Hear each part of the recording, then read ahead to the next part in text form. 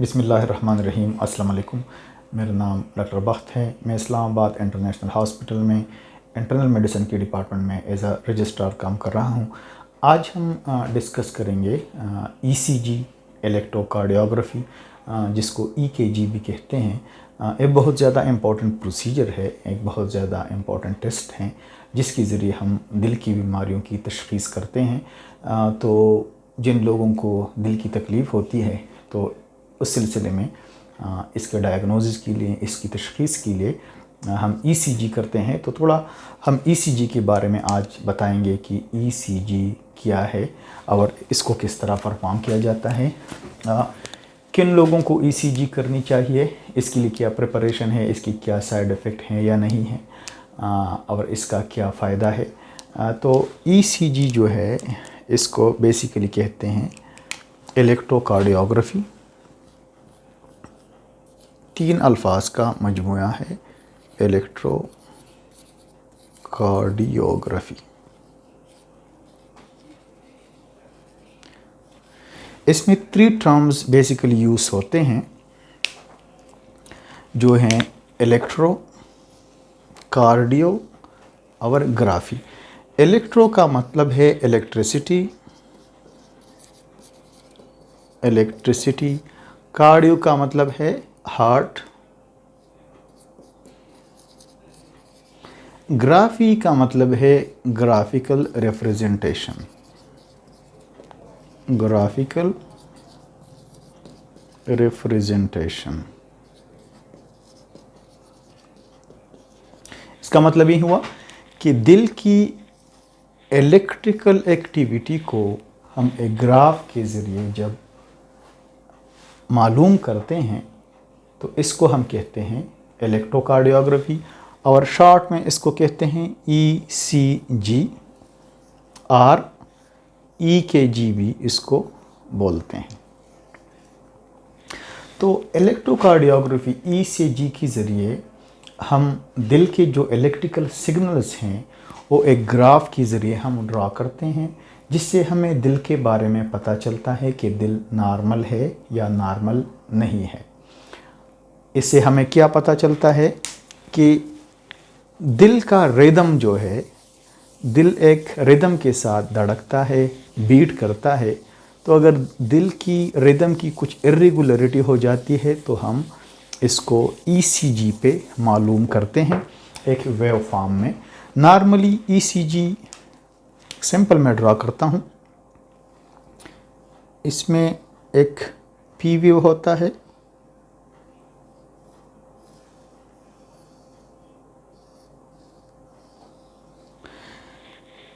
ये जो wave form है ये जिस दिल के मुख्तलिफ हिस्सों की हरकत को रिप्रेजेंट करता है, ये जो है इसको कहते हैं पी वेव, इसको कहते हैं क्यू वेव, इसको कहते हैं आर वेव, इसको कहते हैं एस वेव, इसको कहते हैं टी वेव।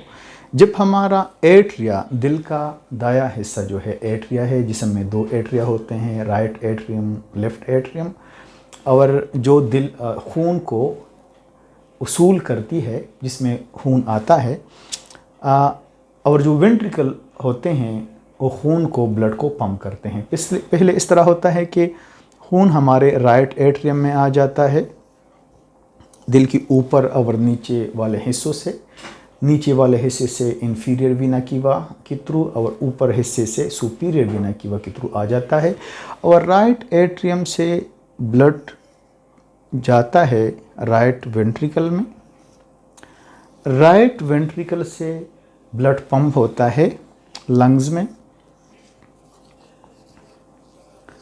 लंग्स से ब्लड आता है लेफ़्ट एट्रियम में, जो साफ खून होता है, लंग्स में इसकी ऑक्सीजनेशन हो जाती है, कार्बन डाइऑक्साइड इससे रिमूव किया जाता है। फिर लेफ़्ट एट्रियम से ब्लड आता है लेफ़्ट वेंट्रिकल में, और लेफ़्ट वेंट्रिकल से फिर बड़ा पाइप जो है जिसको हम एओर्टा कहते हैं, इसके ज़रिए दिल के मुख्तलिफ हिस्सों को खून पहुँचता है। तो जो ये इलेक्ट्रिकल वेव फॉर्म है ये दिल के मुख्तलिफ हिस्सों के हरकत को, कंट्रैक्शन को और रिलैक्सेशन को रिप्रेजेंट करता है। तो पी वेव क्या है? जब एट्रिया कंट्रैक्ट करता है, जो जिसमें खून उसूल होता है। क्यों RS कॉम्प्लेक्स क्या है? जब वेंट्रिकल की कंट्रैक्शन होती है और T वेव जो है जब वेंट्रिकल की रिलैक्सेशन होती है। अभी अगर दिल का कोई मसला है, अगर आर्टरीज ब्लॉकेज है, जो खून की शरियानी है जिसको हम कोरोनरी आर्टरीज कहते हैं, जिसकी वजह से लेफ़्ट साइड पे दर्द आता है, जिसको हम इस्कीमिक हार्ट डिजीज़ कहते हैं। इस्कीमिया का मतलब है खून की कमी, हार्ट का मतलब है दिल, और डिजीज़ है, तो फिर ए वेव फॉर्म जो है चेंज हो जाती है। उसके डिटेल में हम अभी नहीं जाते, अभी हम तो सिर्फ ECG के इम्पोर्टेंस के बारे में वजाहत कर रहे हैं। तो ए वेव फॉर्म है, अगर इसमें कोई तब्दीली आती है तो इससे हमें क्या पता चलता है कि दिल की शरियानी जो कोरोनरी आर्टरीज़ हैं इसमें कोई ब्लॉकेज तो नहीं है, कोई हार्ट अटैक तो नहीं हुआ है, कोई प्रीवियस हार्ट अटैक तो नहीं है, या कोई ब्लॉकेज तो नहीं है। तो इससे हमें पता चलता है। किस तरह हम दिल के रिदम का भी हमें इससे पता चलता है कि दिल की रिदम की इर्रेगुलरिटी तो नहीं है। नॉर्मली हमारा दिल धड़कता है एक ख़ास रफ्तार से, एक ख़ास रिदम से। कभी कभी बीमारियों की वजह से इसका रिदम डिस्टर्ब होता है, एरिथमिया कहते हैं, for example atrial fibrillation, atrial Flutter, या इसकी रफ्तार नॉर्मल से ज़्यादा तो नहीं है जिसको हम कहते हैं टेकिकार्डिया। तो it can be sinus tachycardia हो सकता है, या इर्रेगुलर रिदम में टेकिकार्डिया हो सकता है, जिस तरह हम एट्रियल फिब्रिलेशन, वेंट्रिकुलर फिब्रिलेशन के बारे में हमने बता दिया। तो ECG के ज़रिए हम बहुत से बीमारियों की तशख़ीस करते हैं। अभी ECG किन लोगों को करनी चाहिए? जो दिल के मरीज़ होते हैं, जब हम पहली बार तशख़ीस करते हैं तो हम उनका ECG करते हैं। जिन लोगों को दर्द आता है लेफ़्ट साइड पे, जो रेडिएट करता है लेफ़्ट आर्म पे या जॉ की तरफ, तो most probably ischaemic heart disease होता है। तो एक और मतलब है, it can be muscular pain, muscle का दर्द भी हो सकता है, लंग्स में कुछ प्रॉब्लम भी हो सकता है। तो इसको हम पिन पॉइंट करने के लिए हम ECG ज़रूर करते हैं।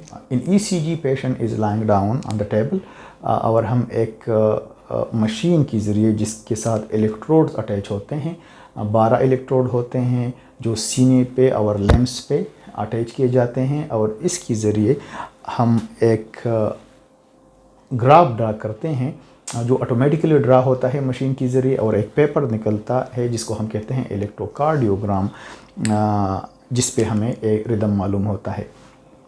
इसके लिए ख़ास प्रिपरेशन की ज़रूरत नहीं होती। इलेक्ट्रोड में बिजली नहीं होती, ये सिर्फ दिल की हरकत को डिटेक्ट करती है, दिल की इलेक्ट्रिसिटी को डिटेक्ट करती है।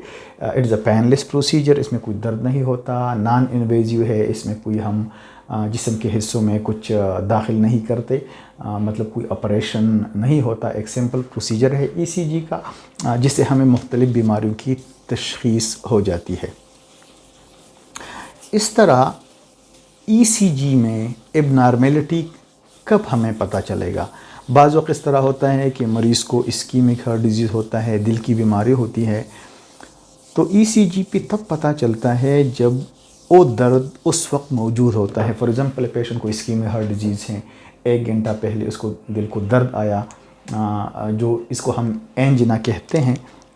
बेसिकली हार्ट अटैक नहीं होता, मगर इनिशियल मैनिफेस्टेशन होती है जब आर्टरीज़ की ब्लॉकेज होती है।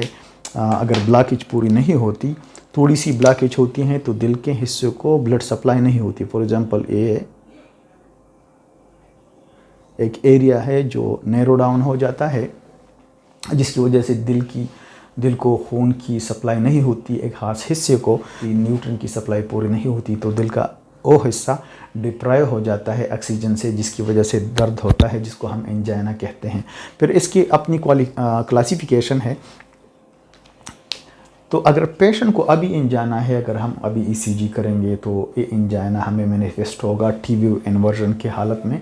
मगर अगर पेशेंट को इस तरह कोई दर्द नहीं है तो फिर हमारे साथ नॉर्मल ECG आएगा। फिर इसके लिए हम एक और टेस्ट करते हैं जिसको हम कहते हैं ETT, एक्सरसाइज टॉलरेंस टेस्ट। एक ट्रेडमिल होता है, ट्रेडमिल के बारे में सब जानते हैं, जिस पर लोग रनिंग करते हैं, एक्सरसाइज करते हैं। तो ये ट्रेडमिल पेशेंट इस पे मूव करता है और इसके साथ इलेक्ट्रोड अटैच होते हैं। जिसकी वजह से हम पेशेंट का टॉलरेंस मालूम करते हैं कि इसका एक्सरसाइज टॉलरेंस कितना है। ये उन लोगों के लिए करते हैं अगर अभी उनको दर्द नहीं है और हम ये मालूम करना चाहते हैं कि इसको इस्कीमिक हार्ट डिजीज़ है या नहीं है। इस तरह एक पेशेंट को अगर एरिथमिया है, पेशेंट की दिल की हरकत नॉर्मल नहीं होती, तो एरिथमिया भी तब डिटेक्ट होती है जिस वक्त एरिथमिया होता है। फॉर एग्ज़ाम्पल अगर पेशेंट का हम ECG कर रहे हैं, पेशेंट का अभी रिदम नॉर्मल है मगर एपिसोडिक इसका रिदम अब नॉर्मल हो जाता है, तो वो भी इस पर डिटेक्ट नहीं होता। तो हम उसको फिर एक मशीन देते हैं जो जिसको हम सीने पे लगाते हैं और उसको हम कहते हैं होल्टर मॉनिटर। होल्टर मॉनिटर ये हमारे साथ 12 to 24 आवर्स का रिकॉर्ड देता है, जो एक पोर्टेबल डिवाइस है, छोटा डिवाइस जिसमें हम ये मशीन पेशेंट के चेस्ट पे लगाते हैं और ये हमें 24 घंटों का रिकॉर्ड देता है। एक दूसरा मशीन है, इसको हम कहते हैं इवेंट मॉनिटर।